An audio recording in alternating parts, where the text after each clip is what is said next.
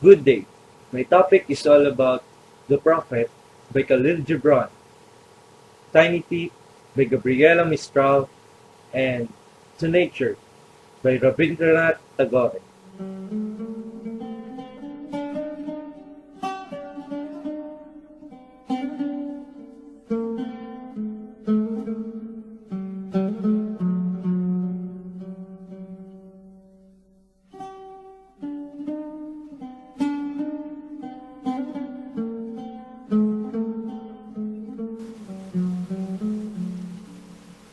Khalil Gibran was a Lebanese-American artist and writer, born in the town of Bisari in modern-day Lebanon. The cedar in the center of the Lebanese flag is a symbol of 6,000 years of history. The cedar was Lebanon's chief export in ancient times. The location of the cedar tree in the middle of the flag, touching the upper and the lower red stripes, is also a reminder of Lebanon's constant troubles, because the red stripes represent the blood split by the Lebanese throughout their history. I came to say a word and I shall say it now. But if death prevents my word, it will be said by tomorrow. For tomorrow never lives a word unspoken. I came here to live in the light of beauty and love, which are the reflections of God. I am here and cannot be exiled from the domain of life, for through my living word I will live in death.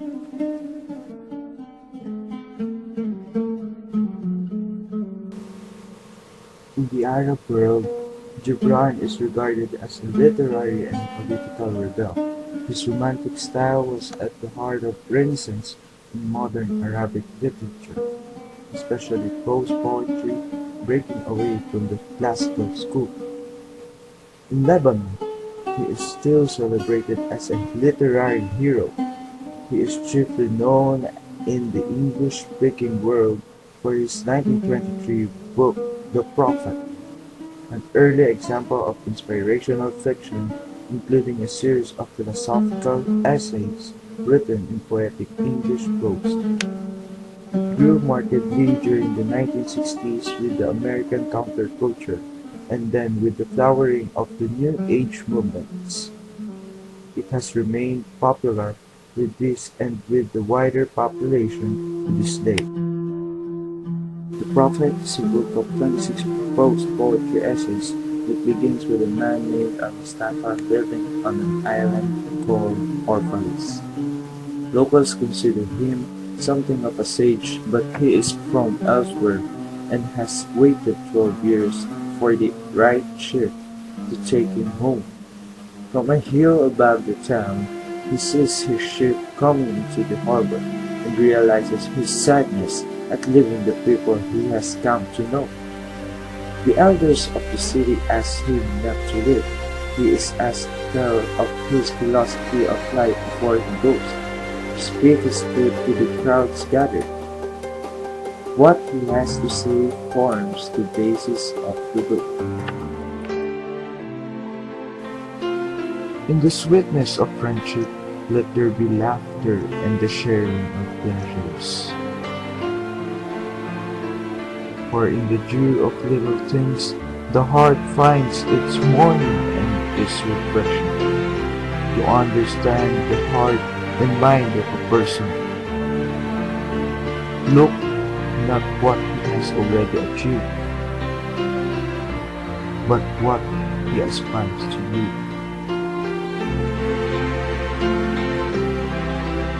Yesterday is but today's memory. Tomorrow is today's dream. The Prophet provides timeless spiritual wisdom on a range of subjects including love, marriage, children, giving, eating and drinking, work, joy and sorrow, houses, clothes, buying and selling, crime and punishment, laws, freedom, reason and passion, pain, teaching, friendship, talking, time, good and evil, prayer, pleasure, beauty, and death. Corresponding to each chapter are evocative drawings of Gibran himself. Gibran gets right down to the bedrock of what it is all about. He was obviously a very enlightened man, and the Prophet is so completely psychologically and spiritually healthy. Anyone who would not consider this work a standard for healthy living is simply simple-minded. This poem should be offered to all as a guide in gaining perspective on what is really important in life. Well, Gibran was obviously wanted his readers to gain his thoughts and beliefs in life, and as I have researched, many of his readers changed their minds after reading his poem, especially teenagers.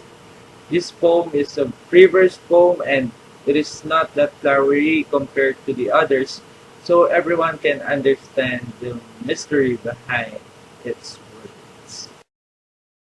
About 1 out of every 6 children in the world, or nearly 3/4 of the world's child laborers, or about 180 million children, are exposed to the worst forms of child labor, that is work that hazardous for children.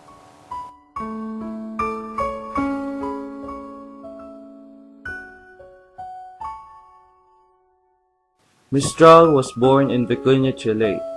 Vicuña is a Chilean commune founded to secure sovereignty over the Elqui Valley. The Vicuña commune covers an area of 7,609.8 square kilometers. It is dominated by a mountainous backdrop with extensive flat valley floor in which high-quality grapes of pisco are cultivated along with other fruits and vegetables. Gabriela Mistral was a poet, diplomat, educator, and feminist who became the first Latin American and fifth woman to receive the Nobel Prize in Literature on November 15, 1945. Gabriela Mistral died of cancer on January 10, 1957 at the age of 67. A child's tiny feet, blue with cold. How can they see and not protect you? Oh my God! Tiny wooden feet bruised all over by pebbles, abused by snow and soil. Man being blind ignores that where you step, you live. A blossom of bright light, that where you have placed your bleeding little souls, a redolent tuberose grows. Since however you walk through the street so straight, you are courageous without fault. Child's tiny feet, through suffering little gems, how can the people pass unseen?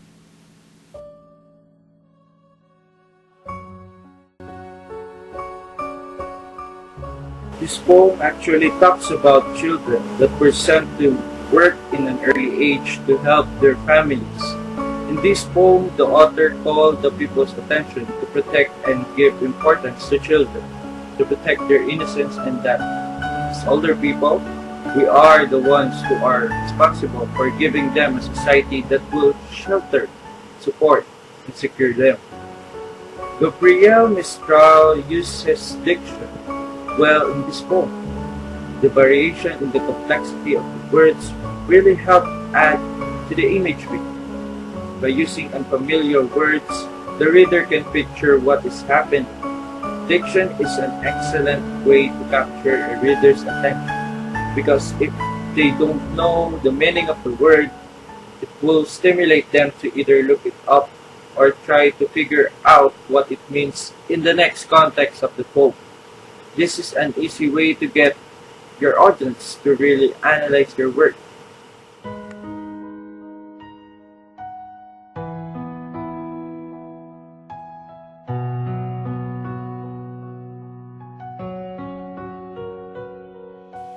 Tagore was born in the Jorasanko Mansion in Calcutta, India.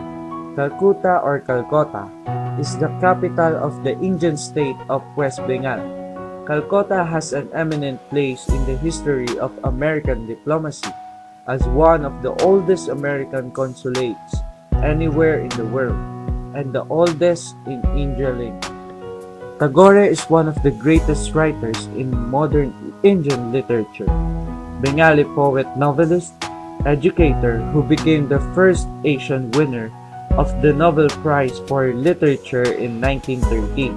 Tagore was awarded the knighthood in 1915, but he surrendered it in 1919 as a protest against the massacre of Amritsar, where British troops killed some 400 Indian demonstrators protesting colonial laws.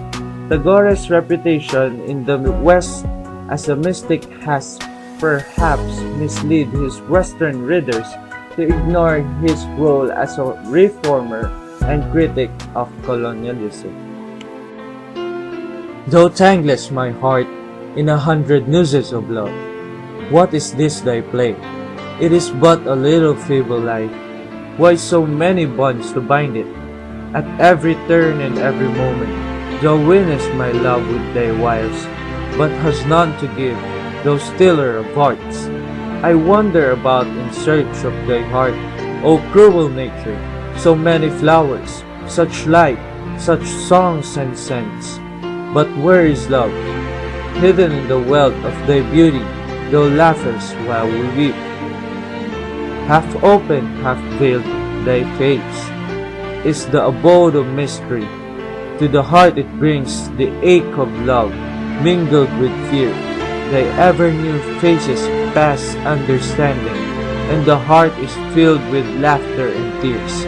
Stretching forth my heart and soul, I rush toward thee. But thou eludest my grasp.